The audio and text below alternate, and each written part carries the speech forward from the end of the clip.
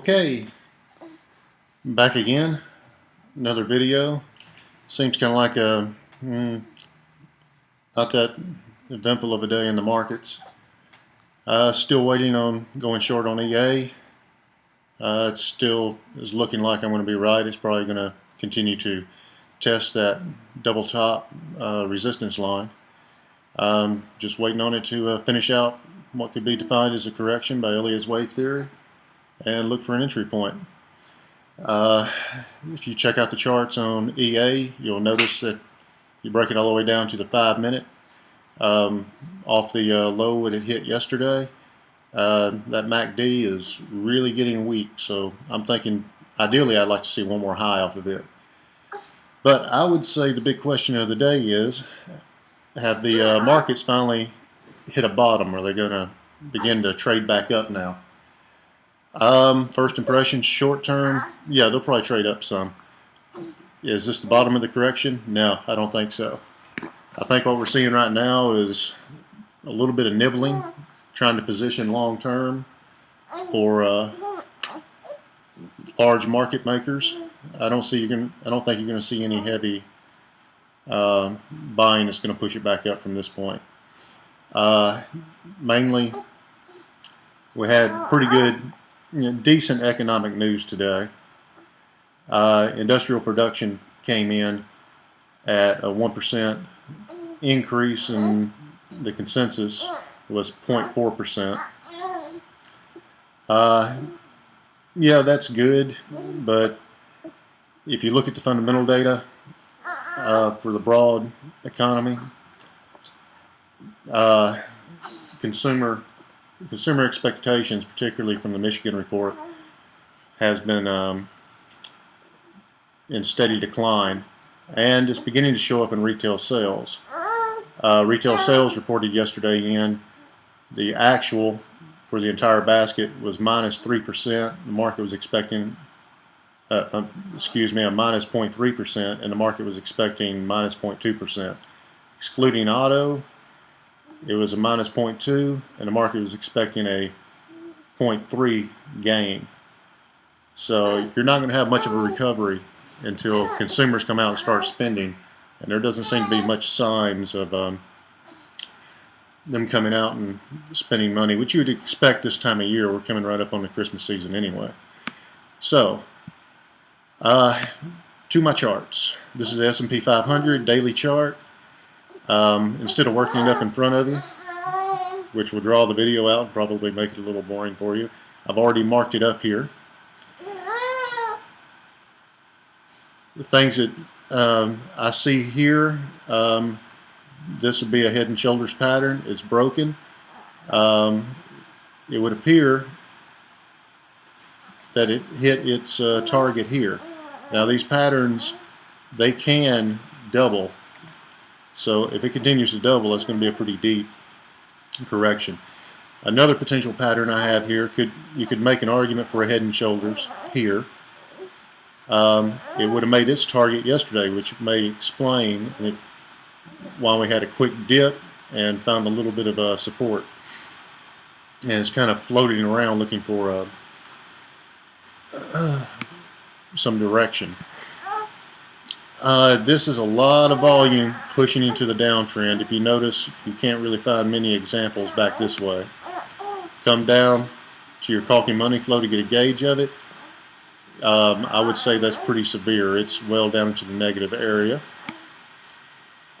Now the primary indicator that I use here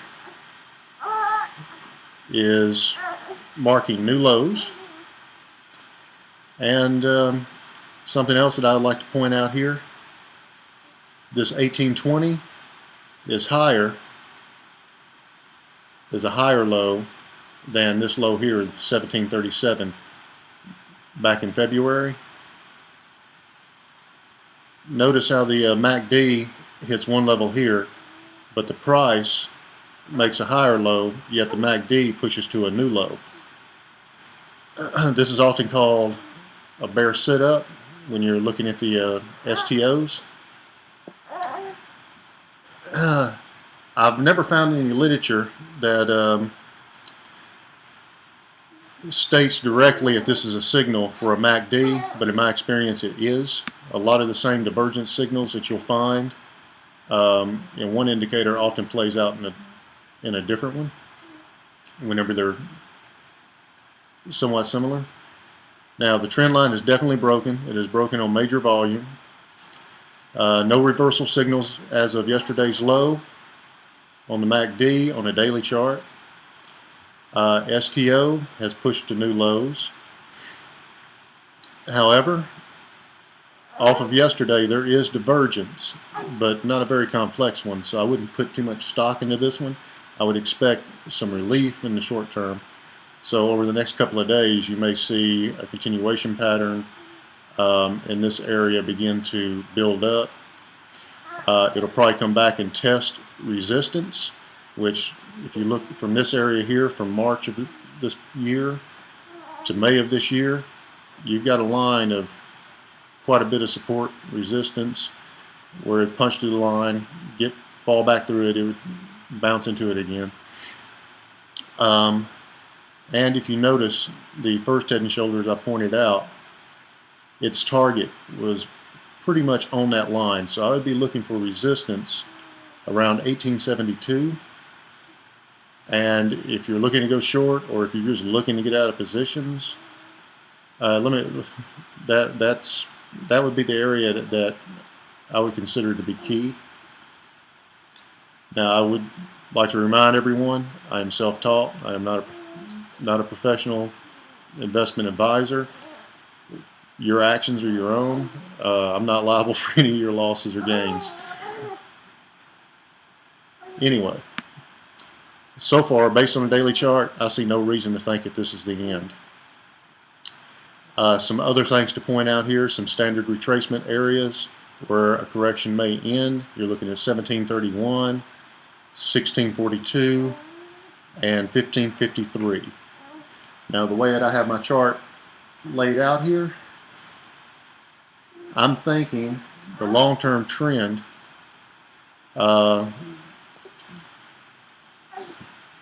we had a 3 of wave 3 end here. That would mean the subwave of that 3, I have it marked for this area. Again, this is highly objective. It's more of a guideline. So with the general rules of Elliott wave theory, a number 4, which I believe that we just started for the parent wave, I think this is for the parent wave, that's going back to the bottom in 2009. Most likely it will, number 4, the parent wave corrects to the area of subwave 4 of the third wave.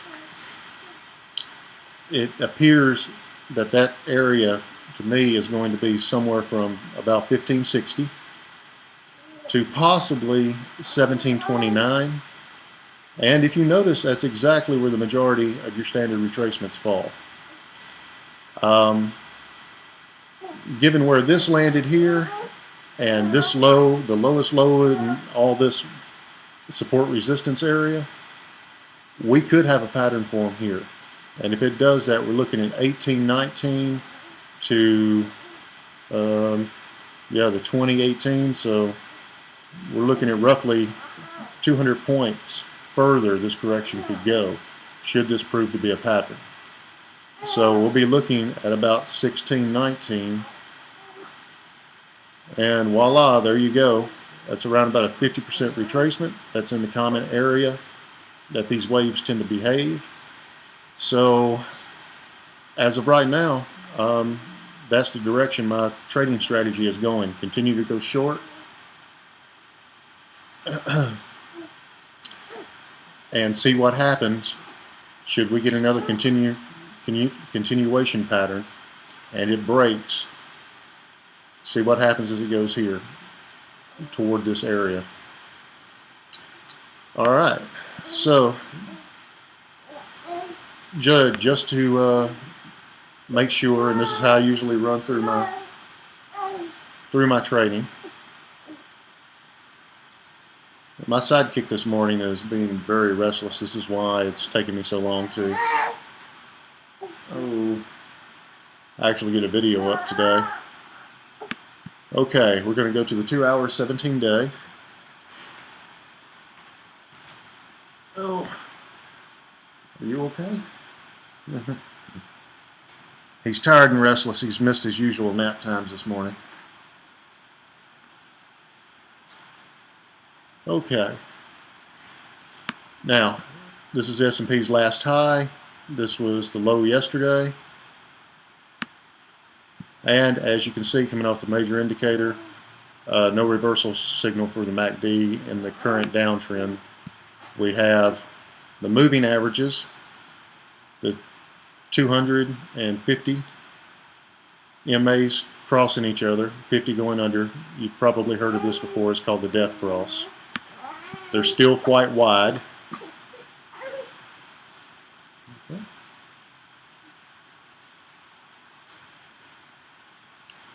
They're still quite wide. Now the STO seems to be a little bit more optimistic. There is some divergence here. So what we have here is definitely divergence between this low and these lows. We have one low here in the middle, and it appears to me that this one went a little lower than this low. Now that's called Lane's positive divergence. That is definitely, that's one of the better reversal signals for the STO. However, because the MACD here is not showing any serious reversal signals, I wouldn't be looking for a total reversal based on this chart of the current downtrend. But I would be looking for some sort of consolidation, trading up to find resistance somewhere. Again, no reversal signals on the relative strength index, and volume to the downside still looks dreadful.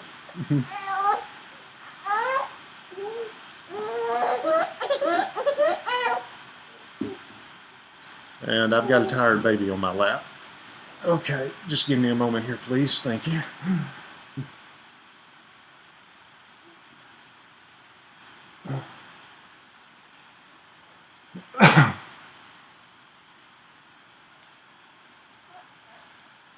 All right.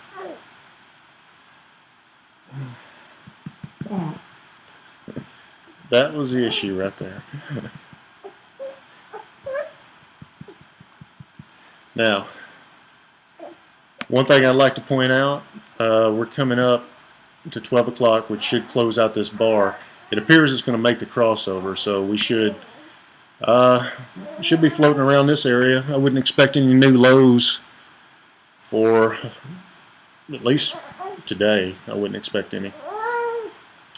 Now,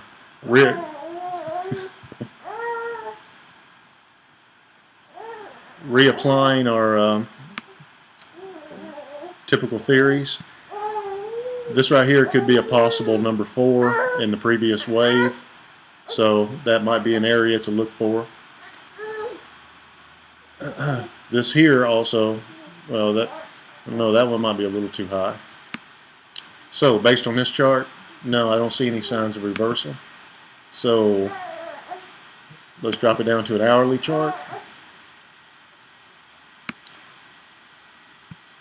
Again, no reversal signal on the MACD, but it has made a crossover, and it seems volume acted on that. We may have a pattern here. 1862. Let's just go ahead and say 1820 here for speed. So we're looking at about 42. That should put it up to a little over the 900s. And look here, this is the 50 moving average. So yeah, I would be looking for some resistance in this area here. And coincidentally, argument could be made that this 1912 to 1890 would be a number 4 zone for the subwave of the previous one. Okay, let's check out the half-hour chart.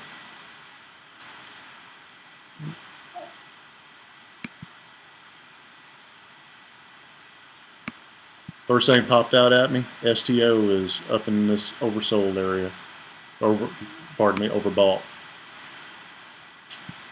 Now that was the last low. No mark on the STO. No mark on relative strength. No reversal, I should be saying. It marked those lows. Some mild divergence here between this low and this low. Doesn't appear we have a lanes at the 30-minute level, but that's enough cause to think that we're going to get a little relief as far as the correction goes. Again, okay, it seems a little clearer here off the previous wave here. We may have a 1, a 2, kind of a sloppy looking 3. I'm not so sure. I'd have to crunch the numbers. My hands aren't free enough to do it. But wave 3 is never the smallest wave, and it looks like this one here might be longer. So, either way, again, I try not to get too deep into Elliott's wave theory. If he doesn't pop right out at me, I try not to crunch the numbers that hard. Now, some volume improvement here, but you see how deep this trough went in with the selling volume? That's not normally a good sign. Oh, I'm going to have to speed this up here. Oh, come on, buddy. Come on. Oh. All right. Just to cover my tracks, let me get it back here to where this downtrend started in the index. There we are. Yep. Absolutely no reversal signal on the MACD.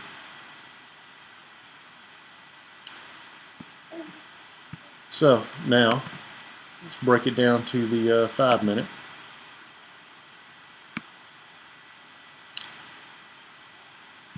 Let's see just how far back we can go on this. Oh. Okay, that seems to be the entire trend thus far.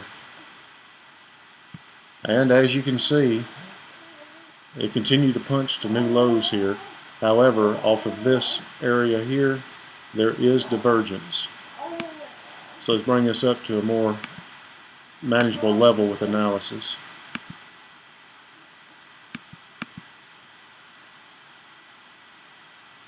Okay, here we go. Notice how weak this MACD is getting already.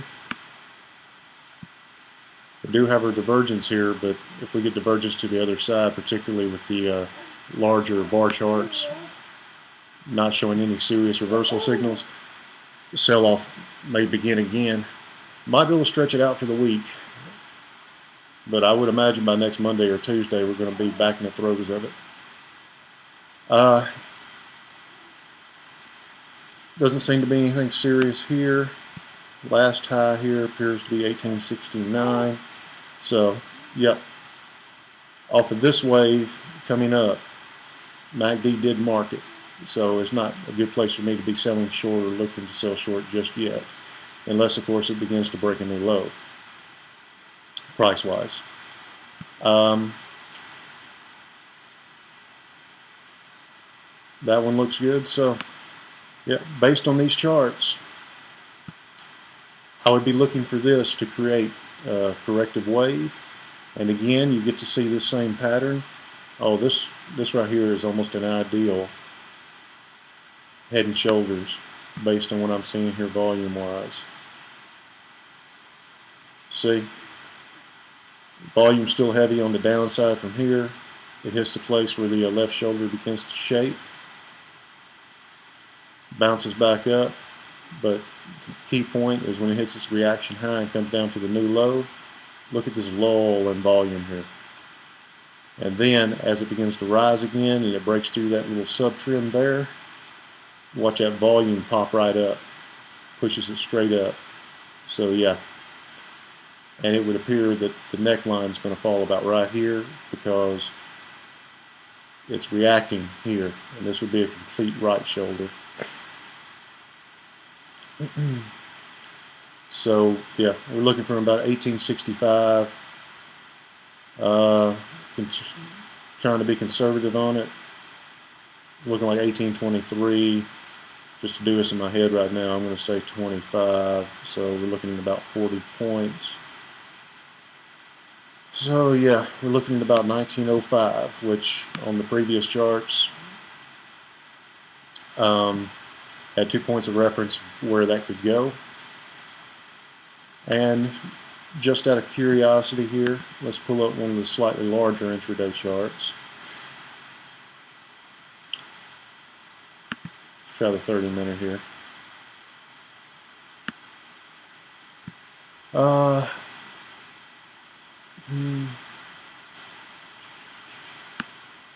It's kind of hard to decide where.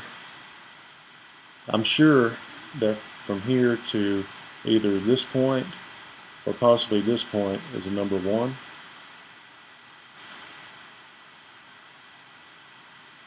So this is where I get my first divergence signal that ends up failing.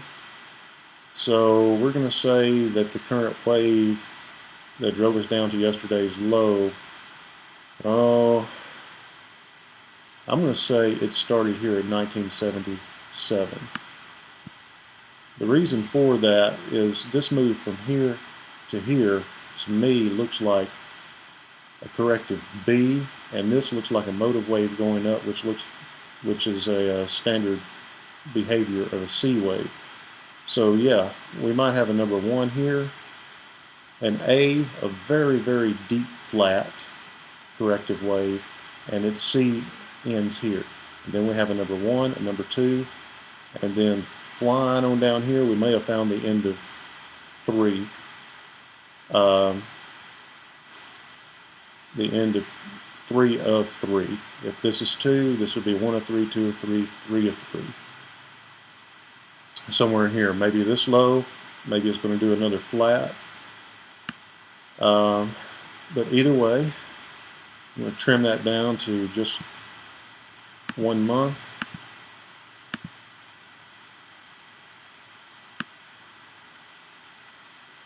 Yeah, okay, trim it down just a little bit more.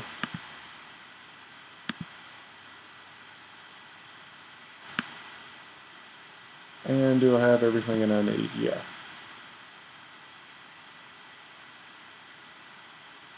Now, just to see if I'm right on that wave count, these two seem very close.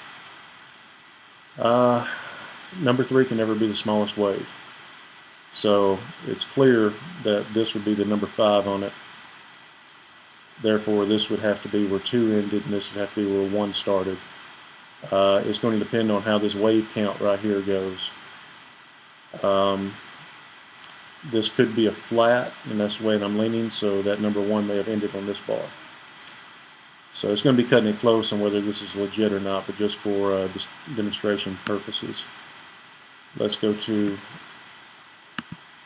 annotated flash.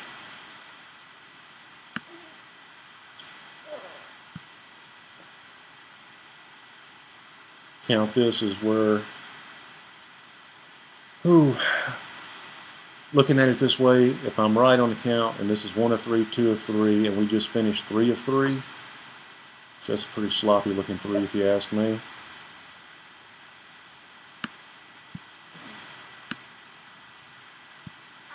Let's get our Fibonacci ratios. I'm going to try it from here first. 1970, 47 looks like the closest I'm going to get.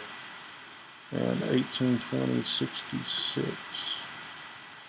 Oh, there it went.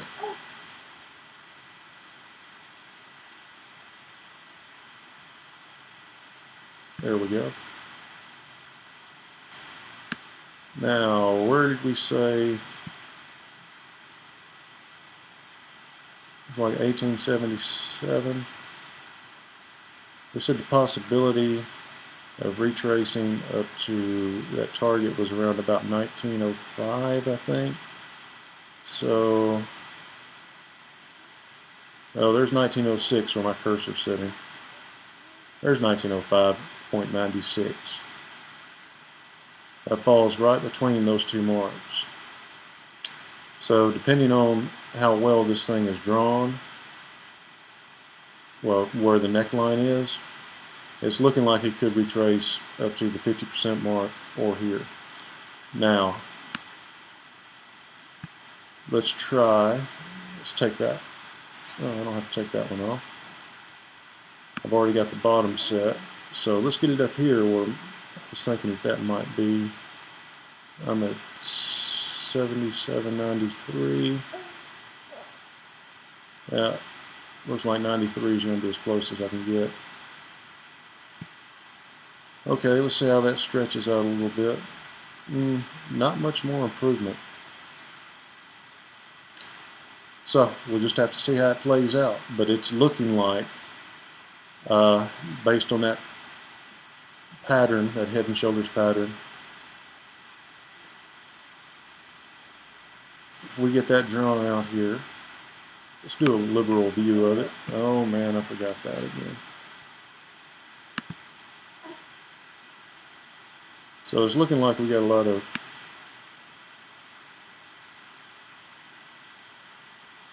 support and resistance about right there. Looks like the bottoms of these are about right here. Straighten out the line a little bit. And should it break like that,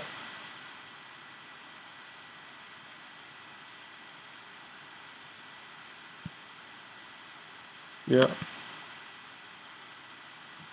it probably wouldn't be nothing for it to go ahead and bounce on up and hit that 68% retracement.